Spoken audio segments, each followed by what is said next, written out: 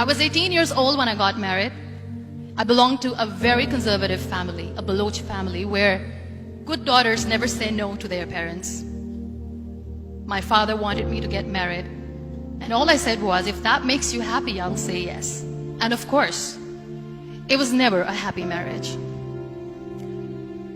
Just about after 2 years of getting married, about 9 years ago, I met a car accident. Somehow my husband fell asleep and the car fell in the ditch. He managed to jump out, saved himself. I'm happy for him. But I stayed inside the car and I sustained a lot of injuries. The list is a bit long. Don't get scared. I'm perfectly fine now. Radius ulna of my right arm were fractured. The wrist was fractured. Shoulder bone and collarbone were fractured. My whole rib cage got fractured. And because of the rib cage injury, lungs and liver were badly injured. I couldn't breathe. I lost urinary bowel control. That's why I have to wear the bag wherever I go. But that injury that changed me and my life completely as a person and my perception towards living my life was the spine injury. 3 vertebrae of my backbone were completely crushed and I got paralyzed for the rest of my life. So this accident took place in a far-flung area in the outskirts of a very small province, Balochistan, where there was no first aid, no hospital, no ambulance. I was in the middle of nowhere in that toppled car. Many people came to rescue. They gave me CPR. They dragged me out of the car.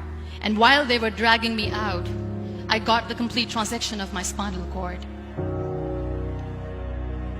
I finally ended up in a hospital where I stayed for 2.5 months. I underwent multiple surgeries. Doctors have put a lot of titanium in my arm. There's a lot of titanium at my back to fix my back. That's why people in Pakistan call me the Iron Lady of Pakistan.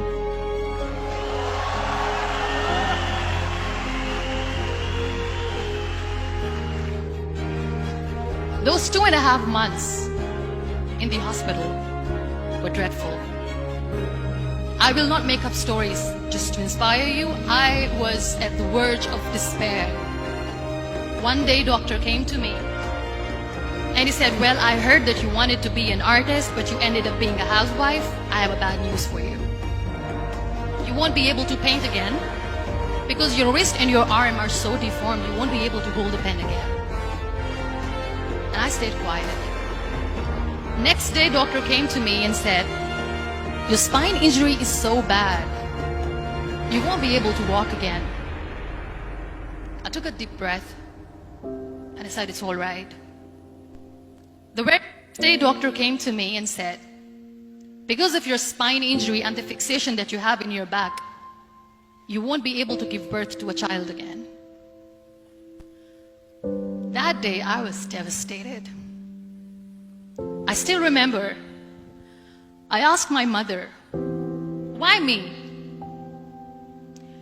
And that is where I started to question my existence. Why am I even alive? What's the point of living? I cannot walk, I cannot paint, fine, I cannot be a mother. And we have this thing in our heads, being women, that we are incomplete without having children. I am going to be an incomplete woman for the rest of my life. What's the point? So my mother said to me, this too shall pass. God has a greater plan for you.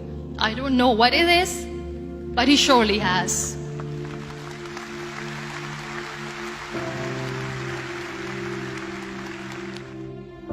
So what kept me going was, one day I asked my brothers, I know I have a deformed hand, but I'm tired of looking at these white walls in the hospital and wearing these white scrubs. I'm getting tired of this. I want to add more colors to my life. I want to do something.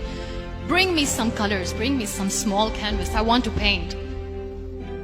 So the very first painting I made was on my deathbed, where I painted for the very first time. There were a lot of infections in my body, a lot of allergies. So doctors wanted me to lie down on the bed straight for not 6 months, for not 1 year, for 2 years. I was bedridden, confined in that one room, looking outside the window, listening to the birds chirping, and thinking maybe there will be a time when we'll be going out with the family and enjoying the nature. That was the time where I realized how lucky people are, but they don't realize. And you know how it all began? That day I decided that I'm going to fight my fears. We all have fears.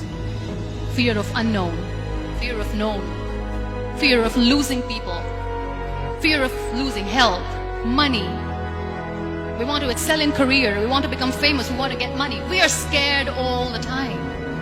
So I wrote down one by one all those fears. And I decided that I'm going to overcome these fears one at a time. Do you know what was my biggest fear? Divorce. It didn't work. But the day I decided that this is nothing but my fear, I liberated myself by setting him free.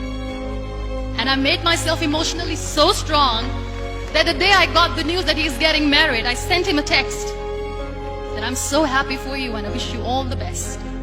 And he knows that I pray for him today.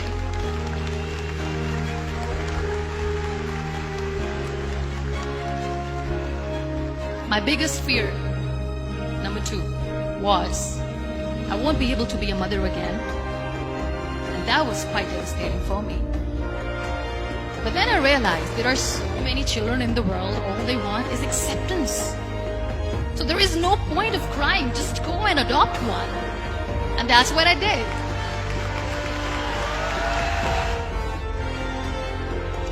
So when you accept yourself the way you are, the world recognizes you.